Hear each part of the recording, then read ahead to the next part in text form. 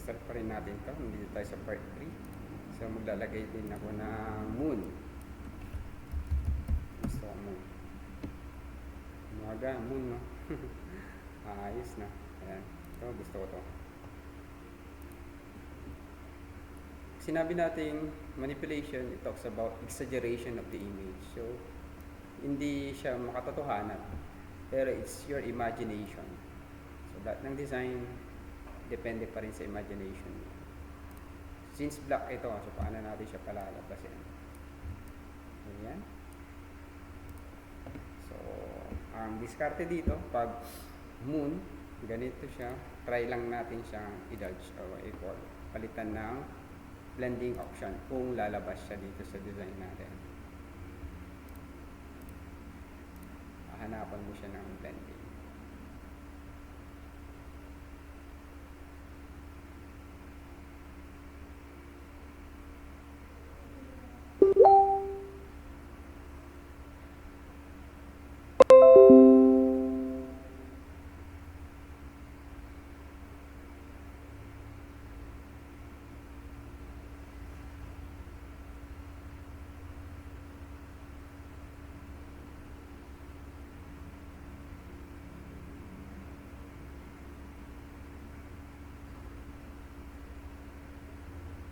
Yun, no? Parang mas maganda siya sa exclusion.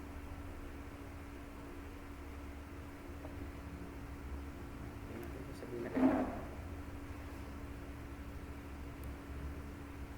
Yun, no? Diba? Mas maganda siya sa exclusion. Ngayon, parang magiging environment na rin yan. Ngayon, kung sa palagay mo ay no, medyo siya kasi yung maganda diba, sa mga nakita natin na blend kasi ma-maximize lang, wala naman sa luminosity, wala rin sa saturation, divide, abstract, yun, exclusion, subtract, pwede rin. So dito, mag-guide na lang tayo using brush, basta nasa ilalim na lang siya, yung concept ko muna. Yun.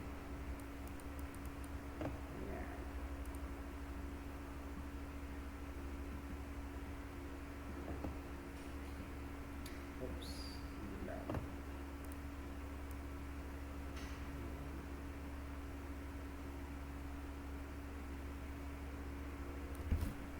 Scale down ko kasi masyadong malaki, hindi siya proportion.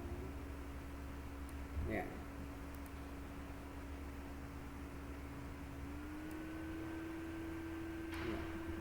Then, i-create na. So, masyado na dito. Okay na siya. Yan, pwede ka pa maglagay. Ano pa pa pwede natin ilagay? Pwedeng birds. Yan.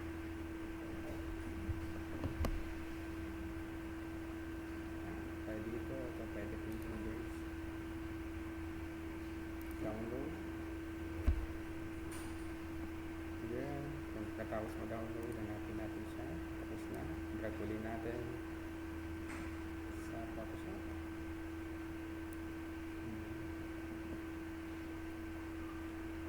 Yeah, since white na siya, pwede natin siyang ma-eliminate. So, ang selection na pwede natin magamit, duplicate muna ito, ay color range. Okay, and then pwede na natin ma-delete po yung select natin. So, blanco na siya agad. So, pwede na natin siyang ma-transfer agad doon sa i-design natin. Okay. Transform, then scale down naman natin.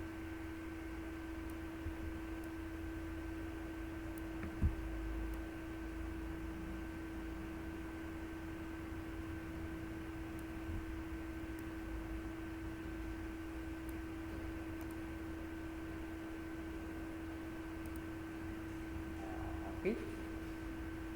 Next, ano pa yung pwede natin idagdag?